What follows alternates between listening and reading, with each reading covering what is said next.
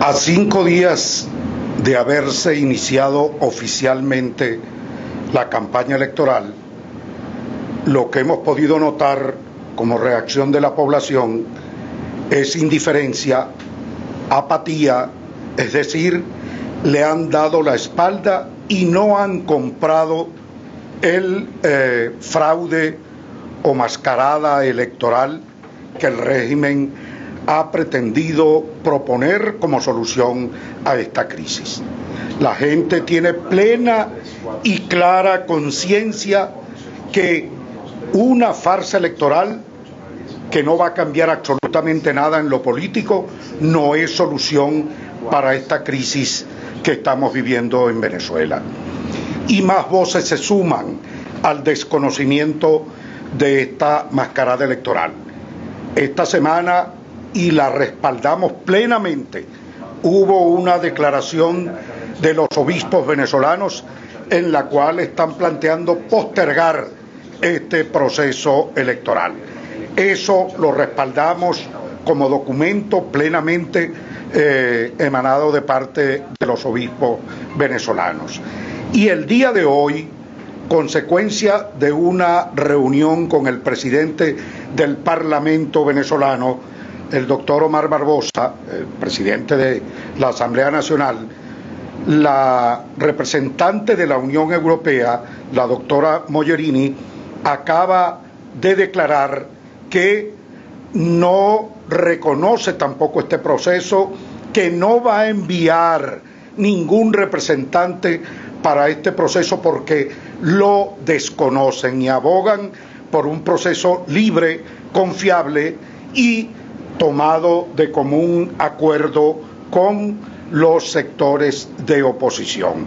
Eso lo ha planteado la doctora Mogherini. De manera pues que, repito, como conclusión, en relación al tema electoral que oficialmente está planteado, el pueblo venezolano le ha dado la espalda a esta farsa electoral.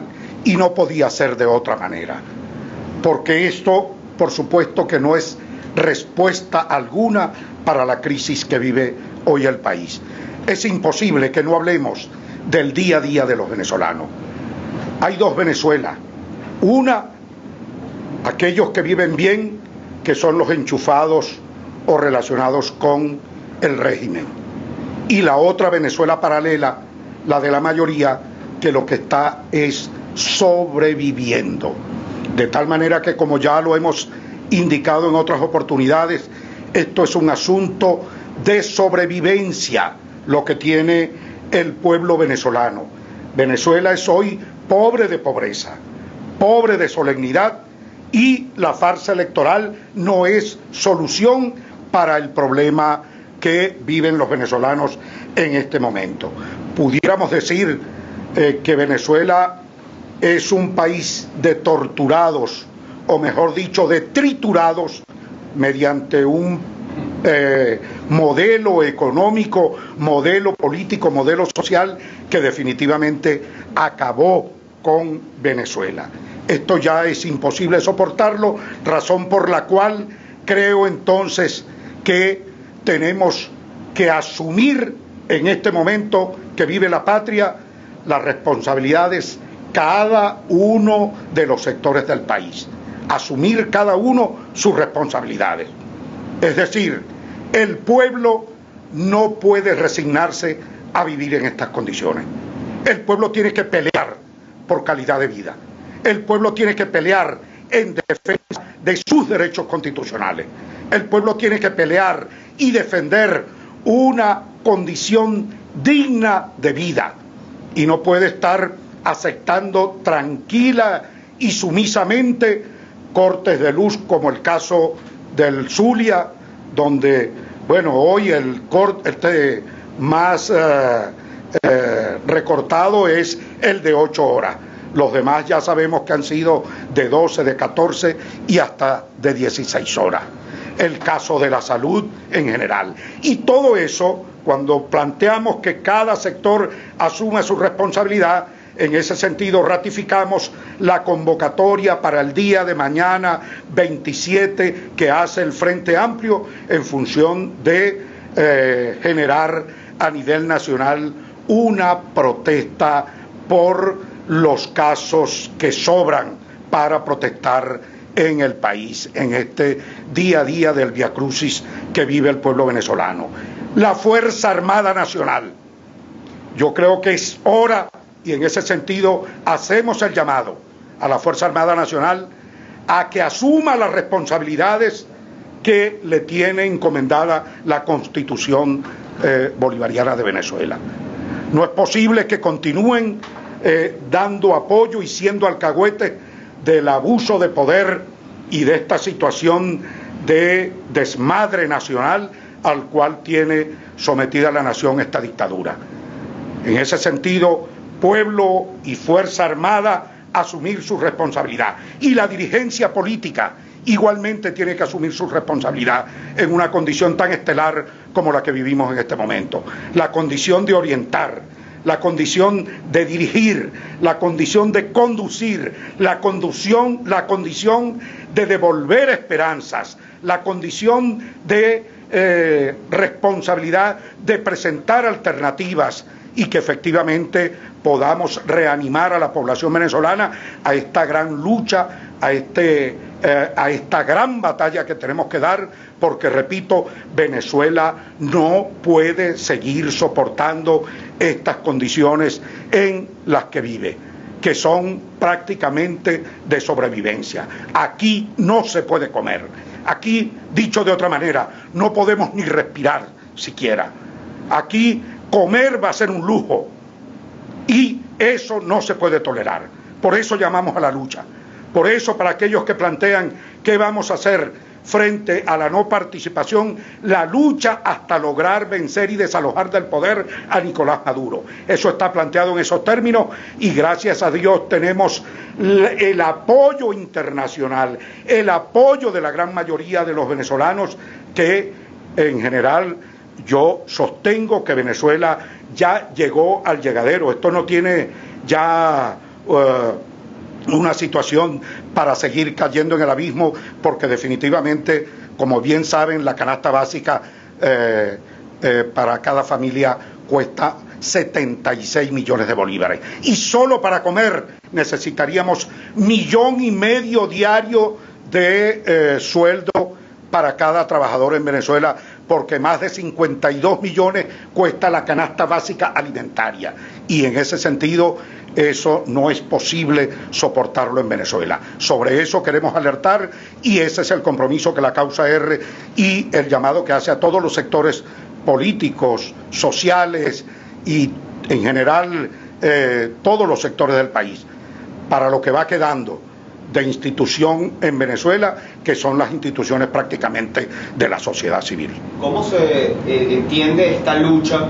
Usted dice se debe dar en repetidas oportunidades. Henry Falcón, candidato presidencial, ha dicho que todas aquellas personas que llaman a no participar no han propuesto qué se va a hacer luego del día 20.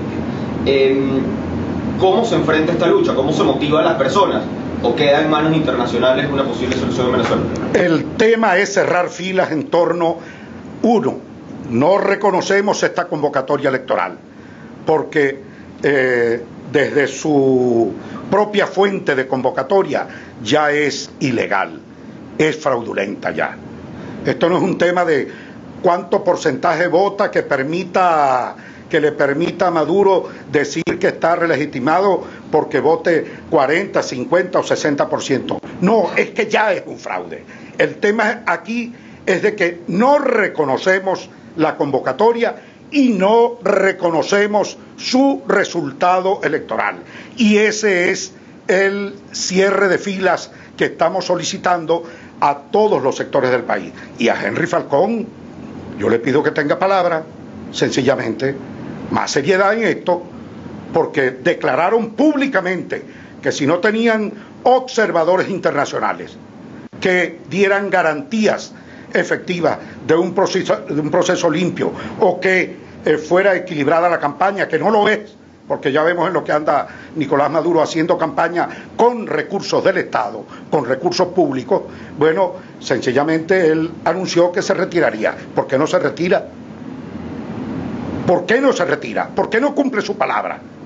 Y que eso deje solo a Maduro con su fraude, sin que tenga ninguna excusa para pretender justificar lo que es un resultado ya cantado. Eso debería ser así, en esos términos. De tal manera que lo que estamos planteando, uno, no reconocemos este proceso que ya es un fraude, no reconocemos su resultado desde ningún punto de vista.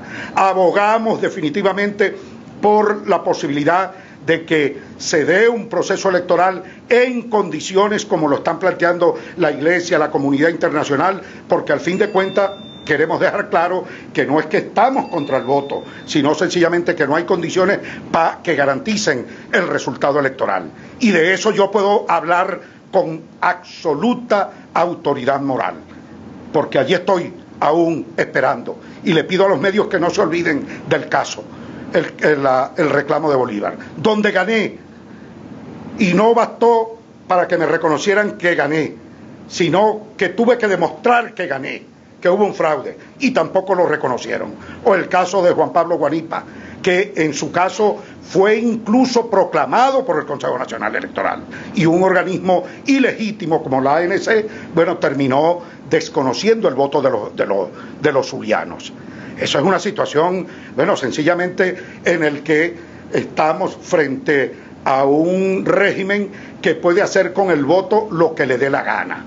Y si no entregaron aquella gobernación, o la de Bolívar, o la del Zulia, o no respetan el voto que elige del pueblo venezolano, bueno, ¿quién nos dice o qué razones hay para pensar que ellos van a respetar algún reglamento electoral, van a respetar un resultado electoral, o no van a estar montados en un fraude como el que efectivamente están haciendo? Esa es la interrogante que nos tenemos que hacer. De tal manera que aquí lo que queda al pueblo venezolano es vencer a esta dictadura. El llamado al pueblo, porque al fin de cuentas estamos claros que el miedo que la gente le tiene al hambre, el miedo, donde nuestros niños ya están predispuestos frente al tema de pasar hambre. Yo le hago un llamado aquí a la familia, a los padres, a las madres del país. Si van a dejar que esos muchachos se mueran de hambre, si no vamos a cerrar filas en un plan concreto para obligar a resolver esta situación de crisis acompañados con la comunidad internacional. Yo creo que eso es lo que está planteado en esos términos. O los derrotamos y los desalojamos del poder, o, bueno, definitivamente acaban con este país y establecen lo que han venido insistiendo en estos 20 años en establecer. Y allí está el mecanismo, allí está una evidencia. Hubo el cambio en Cuba y Maduro salió antes de las 24 horas, bueno, sencillamente a ponerse de rodillas allá para que los cubanos sigan haciendo lo que les da la gana en Venezuela. Porque al fin de cuentas, detrás de toda esta situación que vivimos está la responsabilidad de los cubanos también. Señor Andrés, ¿cómo se materializa el desconocimiento de unos resultados electorales del 20 de mayo? ¿Qué le piden los dirigentes de la población para ese día, una vez que se anuncia la reelección de Nicolás Maduro como presidente? Bueno, sencillamente eso ya de una vez lo estamos planteando en esos términos. Desconocemos la convocatoria, porque la convocatoria emana de un organismo que no tiene validez para nosotros y que ya fue desconocido por la Asamblea Nacional. ¿Cómo se materializa ese famoso 350 que hubo durante...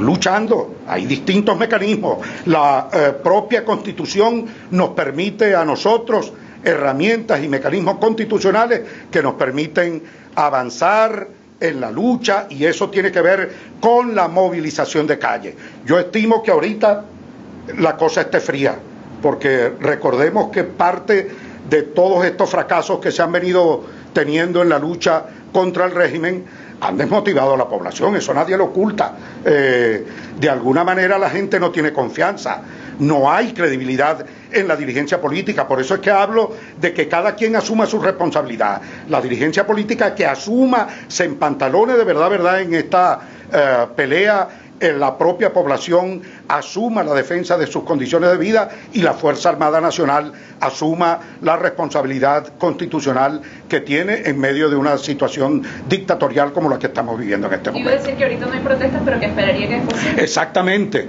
y todo lo que estamos haciendo, protestas sectoriales en este momento, sectoriales, por cada uno de los problemas que vive la gente en cada uno de sus estados, de manera que ganemos confianza, de manera que ganemos entusiasmo, de manera que ganemos credibilidad. Y una vez que esto esté reanimado, mire, yo lo digo por mí, lo digo por mi organización y lo digo por muchos otros compañeros que acompañan en esta lucha. No nos temblará el pulso para convocar al país a la calle con la fuerza necesaria hasta lograr una solución definitiva.